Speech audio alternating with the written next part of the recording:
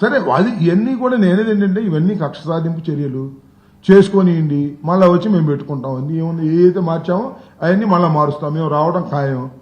వాళ్ళన్నీ మారుస్తారు, చేతిలో ఉన్నంత వరకు మారుస్తారు. వైఎస్ఆర్ కాంగ్రెస్ పార్టీ వైఎస్ఆర్ డిస్టిక్ అని పెట్టారు, కడప తీశారు, కడప పెట్టారు. బాగా సునకానందం అనుభవిస్తున్నాడు చంద్రబాబు నాయుడు గారు.